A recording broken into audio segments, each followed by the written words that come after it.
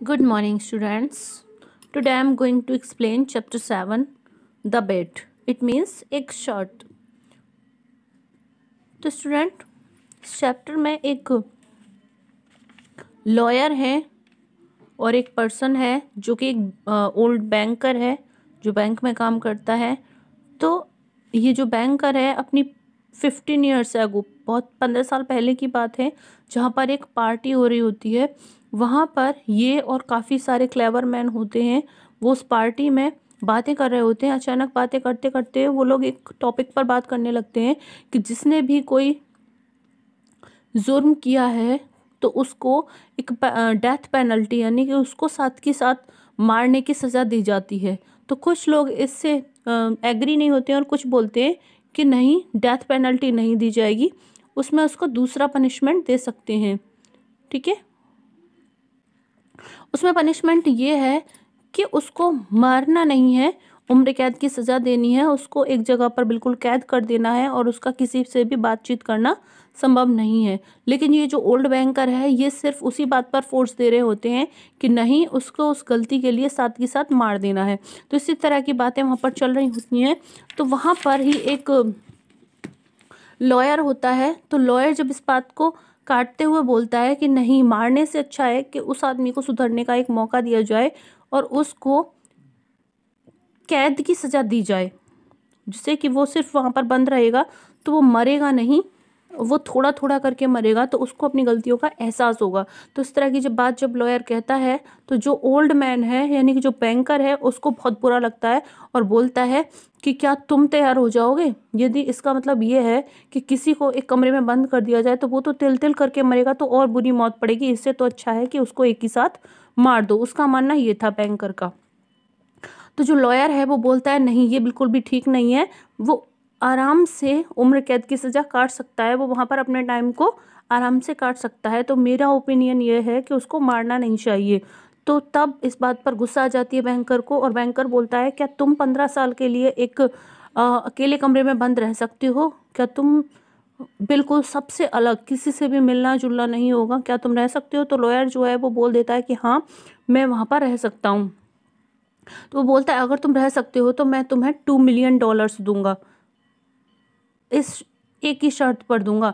वो मेरी शर्तें इस तरीके से हैं कि तुम्हें किसी से भी मिलना नहीं होगा, वहाँ पर कोई भी आदमी से तुम मिल नहीं सकते हो, ना ही तुम्हें किसी भी आदमी की आवाज़ सुनाई देगी और ना ही तुम किसी का भी लेटर या फिर न्यूज़पेपर वहाँ पर रिसीव करोगे. तुम्हें सिर्फ एक चीज़ की परमिशन दी जाएगी, कुछ म्यूजिकल इंस्ट्रूमेंट्स दिए जाएंगे, बुक्स दी जाएंगी और तुम सिर्फ लेटर जो है वो राइट कर सकते हो. बस यही कंडीशन है. पूरा जो एग्रीमेंट होगा जितने दिनों के लिए मैं तुम्हें दूंगा, उस एग्रीमेंट को कंप्लीट करने के बाद ही मैं तुम्हें वो जो पैसे मैंने कहा है वो सारे दूंगा. अगर तुम्हें कोई भी काम पड़ जाता है, अगर तुम्हें किसी रिलेटिव से कोई काम पड़ जाता है तो तुम विंडो के थ्रू उससे कांटेक्ट करोगे. इस तरह की सारी बातें वो कर देता है और जो लॉयर है वो तैयार हो जाता है इस चीज़ के लिए. तो 14 नवंबर है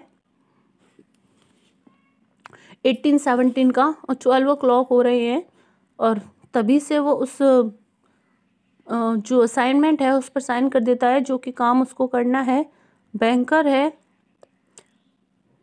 वो उसको $2 मिलियन देने के लिए तैयार हो जाता है और जो लॉयर है वो रेडी हो चुका है इस काम के लिए. वो एक कमरे में बंद कर दिया जाता है, जेल में बंद कर दिया जाता है फॉर द फर्स्ट ईयर. पहले साल में वो जो लॉयर है उसको वहाँ पर कुछ नोट्स वगैरह को पढ़ता है और जेल में उसको बहुत ज़्यादा अकेलापन वहाँ पर महसूस होता है, वो बहुत डिप्रेशन में आ जाता है.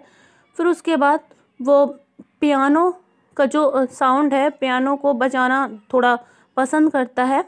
उसके बाद धीरे धीरे टाइम जो है निकलता जाता है और उस साल वो बिल्कुल भी वाइन और तम्बाकू खाना पसंद नहीं करता है, क्योंकि ये कंडीशन उसने रखी थी कि तुम वहाँ पर वाइन और तम्बाकू वगैरह खा सकते हो.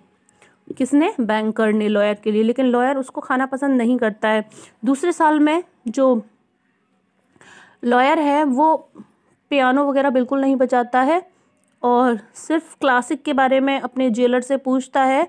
5वें साल में म्यूजिक जो है फिर से स्टार्ट कर देता है और उसके बाद वहाँ पर वो वाइन भी लेना शुरू करता है और अच्छे से खाता पीता है और विंडो से भी बाहर देख लिया करता है। इसी तरह से पूरा साल जो है वो निकल जाता है। वो कुछ भी नहीं करता है, सिर्फ खाना और पीना इसी में लगा रहता है और अपने बेड पर सोता रहता है। उसके बाद आ जाता है सेकेंड ईयर।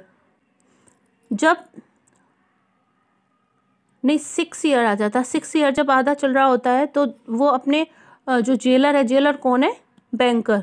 बैंकर के पास जूलॉजी की बुक्स और फिलोसॉफी की और हिस्ट्री की बुक्स के लिए लिखता है और वो बोलता है कि इन चीज़ों की मैं पहले स्टडी कर चुका हूँ, और बैंकर से बोलता है कि और भी बुक्स मुझे मंगानी है और बुक्स के लिए ऑर्डर दे देता है। और चौथी साल जब चल रही थी तो उसने काफ़ी सारी बुक्स भी पहले ही 400 वॉल्यूम्स की बुक्स उसने मांगने के लिए रिक्वेस्ट भेज दी थी।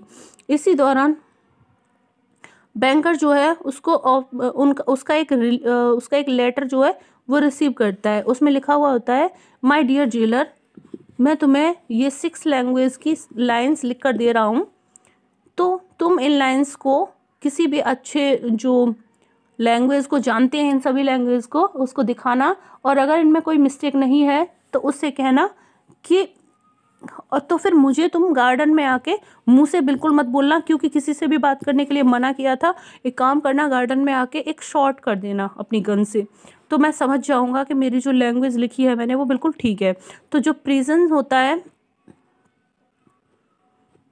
वो इस तरह से देख ही रहा होता है, तो जो बैंकर है वो आकर 2 शॉट कर देता है, जिससे कि प्रिजन समझ जाता है कि हाँ मेरी जो लैंग्वेज है वो सही है। जब 10th ईयर निकल जाते हैं उसके बाद प्रिजन जो होता है टेबल पर बैठा हुआ होता है और कुछ भी नहीं पढ़ रहा होता है।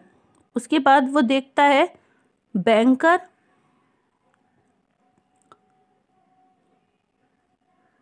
जो है 4 साल पहले मैंने अपने इतने सारे साल जो हैं वो ऐसे ही वेस्ट कर दिए। कौन सोच रहा है? ये सोच रहा है ये जो लॉयर है। अब मुझे ये जो ईयर्स बचे हुए हैं इनको किसी यूज़ में लेना है, in the last 2 years of the compliment. तो जब लास्ट 2 साल बच जाते हैं, 4 साल और उसके ऐसे ही बीत जाते हैं, और जब 4 साल उसके बचते हैं तो उनमें वो बहुत सारी बुक्स को बहुत ही अच्छे से पढ़ता है। At one time he was busy with the natural sciences. इस समय इन 2 सालों में वो बहुत ज़्यादा बिजी हो जाता है, वो साइंस वगैरह को पढ़ने में लग जाता है। इस टाइम वो there were notes in which the demanded at the same time books, chemistry, manual medicine, novel and some treatise on philosophy of theology.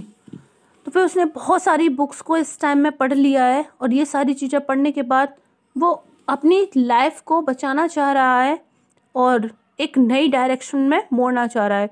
अब जैसे ही टाइम बीतता जाता है, जो बैंकर होता है उसको अपनी याद आता है कि 12 o'clock he remain his freedom. उसका जो उसने जिसको भी बंद किया है वो निकल जाएगा, तो मुझे उसको इतने सारे पैसे देने पड़ेंगे। तो इसी बारे में बस वो सोचने में लग रहा है, और वो सोच रहा है मैं उसको कैसे पे करूँगा, क्योंकि मेरे पास इतने पैसे नहीं हैं। तो वो सोच रहा है कि मैं ऐसा करूँगा कि उसको मार दूँगा। वैसे भी उसकी हालत इतनी अच्छी नहीं रही होगी।